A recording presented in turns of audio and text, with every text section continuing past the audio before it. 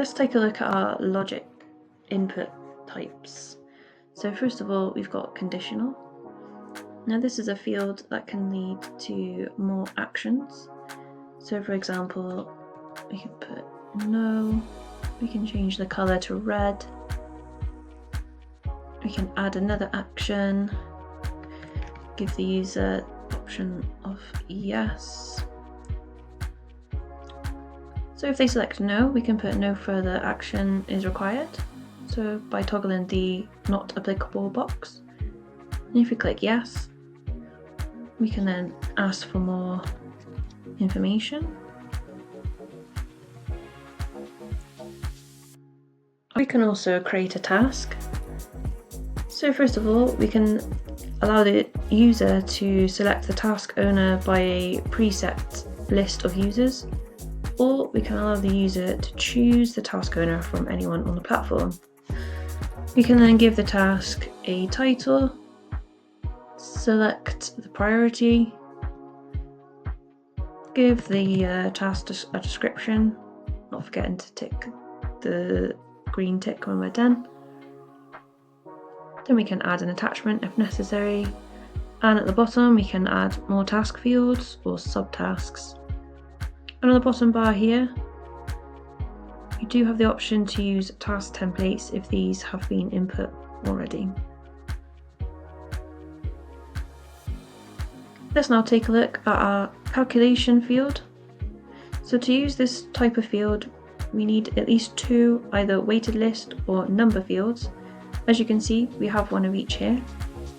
So we can go ahead and add a title. Then to set up our calculation, we're going to click the pen icon. And in the top box, we can either type a $sign and select which fields we want to use. Or as you can see, the system pre-generates some formulas for us to choose from. So we'll select this one at the top. You can see it is now input it for us, so we'll simply press close. Let's take a look at our action group field type. So here we can pre-build actions to offer to the user to take. So we'll use start form as an example. We'll give the action a title, and then select a form, click save, and then along the top you can see it gives us the option to make the field mandatory, and then we'll click done when we're ready. Let's now look at the read and sign field.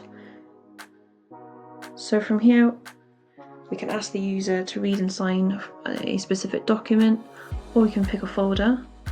Let's take a look at document first. So simply select the document you wish to use, or we can pick from a portal folder, or alternatively upload a new file. But if we go back, the process is the same. With the folder selection, we can either choose from our document library, and this will show up as individual documents so that the user can go through, read and sign to say they have read each one. We can then select whether we require a signature at the end.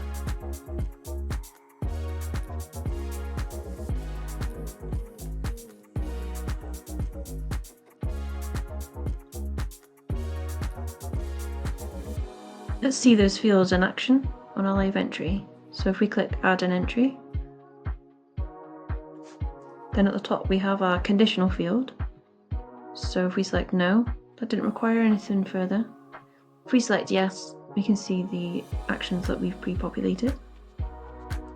Then for our calculation field, let's go ahead and select very. We'll input a number, and this is calculated our training score. There with our action field, we can see we need to fill in a separate form. And once we open this secondary form, along the top, it creates a link for us to go back to the original form that we were working from. Under our read and sign field, as you can see, there are multiple documents. The option to tick to say we've read a document won't actually highlight until we've opened the document And now we can see this box is now highlighted, that we've read all documents required, and then we can input our name and create a signature.